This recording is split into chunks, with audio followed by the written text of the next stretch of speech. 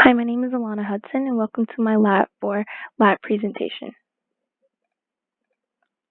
As an introduction to this lab, we had to examine a spring mass system's motion and create a computational model of the system moving in a vertical and horizontal direction. The fundamental principles being used in this lab were Newton's second law of motion, which we're familiar with from the previous labs, Hooke's law, as well as the energy principle. As far as the energy principle, it said that energy can neither be created nor destroyed. Change in E equals W, as well as equaling the change in kinetic energy, the change in the spring potential energy, and the change in gravitational potential energy. This can be further explained in the visual on the right. And so now for the data measurements and observations.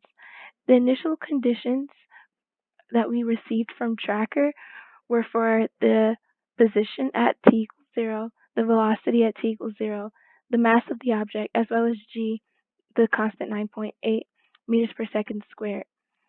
The most important thing that we got from this was calculating the spring force, period of oscillation, stiffness, and relaxed length. For T, we got 1.773 by breaking up 3 periods and dividing it by the time T. And then for the stiffness, we got 5.049, which we got using the stiffness equation. And for the relaxed length, we got 0.08 meters using the static equilibrium equation. For the coding, in the very left on the first box, you can see that we put in our given and computed values. In the second box on the left, we used Hooke's law for the spring equations, and in the last box on the left, we used the energy principle for the system's energy equations. Now, if you look to the right, you can see in the first box, we calculated the forces F net for F gravity plus F spring. In the second box, we used Newton's second law for the object's motion, updating the velocity and the position. In the third box, we used Hooke's law again for updating the spring. In the very last box, with all of those equations in it, we used the energy principle to update the energy equations. For the outputs and results that we got from VPython, the computational model, you can see in the video on the left, as well as the output data on the right.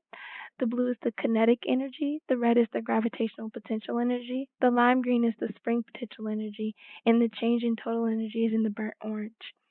In the lower graph, you can see it compared the computational data to the tracker data, and they don't actually match up very well. And so now we can talk about error analysis. Essentially, tracker does not consider drag force and human error, and so that might account for the discrepancies between both data sets.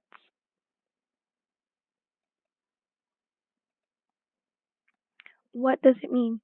For our model, was the energy principle satisfied? Yes, the energy principle was satisfied, and this can be seen in the fact that the gravitational potential energy was the inverse of the spring potential energy, and the total energy was consistently zero. For the second question, we were asked to make two separate estimates of the oscillation periods, one for the x position data and then the second for the y position data, and then compare these two estimates. So using Tracker, we got the period of oscillation for t for x position data as 1.773, and then the period of oscillation t for the y position data